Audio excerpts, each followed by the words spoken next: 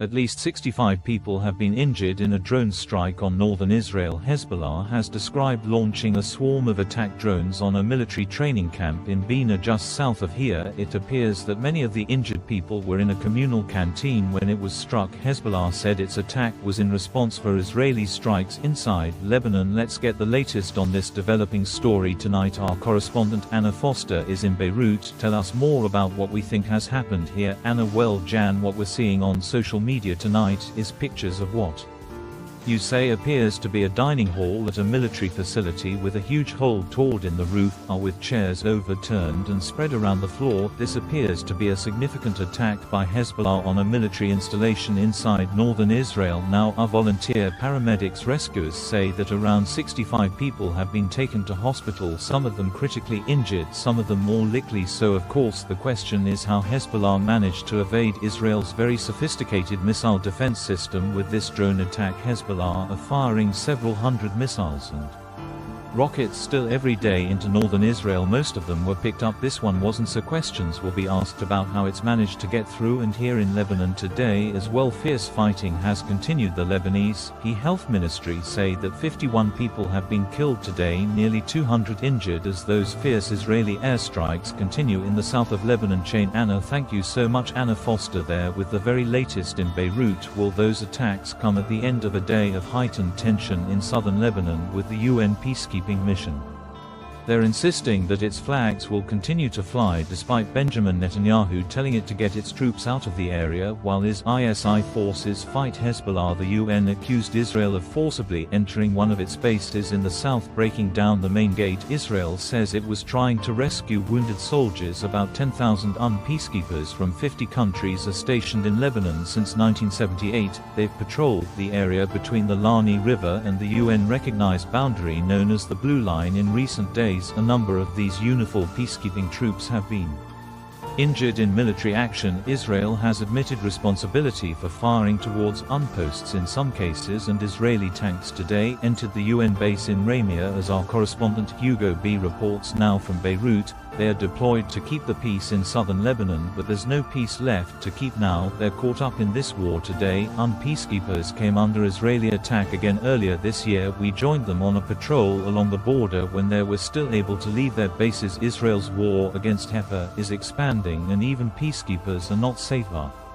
Today we had our Israeli forces entering inside one of our position in the middle of the night. They stay there for 45 minutes, damaging the entrance and leaving shortly after. It's the fourth time in as many days that you come under Israeli attack. Do you think this is deliberate? Well, we are seeing that the first one was injuring 2 peacekeepers inside our headquarters, inside one of the towers inside. So how that's a deliberate attack? These are all our incidents that is making us think, why are they doing it? The Israeli military said a tank that was trying to evacuate injured soldiers while still under fire backed several meters into a Unifield post. It said following the evacuation of the soldiers, the tank left the post today. The Israeli Prime Minister had this message: Mr. Secretary General, get the UNIF forces out of harm's way. It should be right now, immediately. Israeli Prime Minister is saying that you should leave those bases along the border. We decided just the other day that we are staying. It was an unanimous decision. We are the request of the Security Council. We cannot let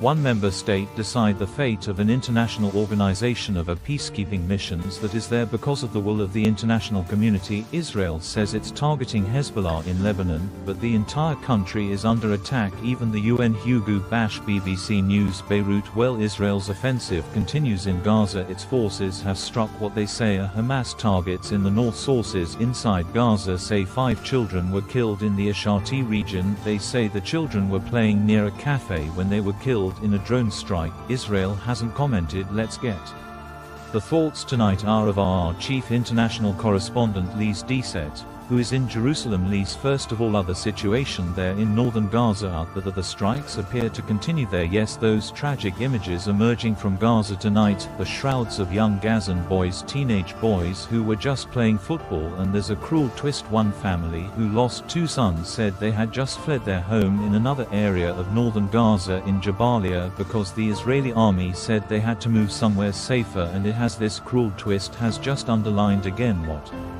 Gazan have been saying for many months what 8 agencies have been saying, that nowhere in Gaza is safe, and that's what many of the some 400,000 are Palestinians still living in Jabalia camp coming under UNPR pressure to leave are saying that they're not going to move this time, but they are coming under pressure. The UN says that they haven't been able to get any medical missions into northern Gaza, that no food has entered this month, and there is an impression that Israel is now stopping food, medicine and water, what people need to survive, in order to force them to move. It's what's known in war as surrender or starve. Israel continues to say it's only targeting Hamas because it embeds in civilian infrastructure, but if it is denying food and water, that's a violation of the rules of war. And all of this that we're talking about, least against the backdrop of the world waiting to see whether Israel does follow through on its promise of retaliation against Iran. It's certain to retaliate, that is a certainty. The big question is how, when, where, and it comes as the United States has just said that they are deploying another advanced air defense system to Israel with 100 American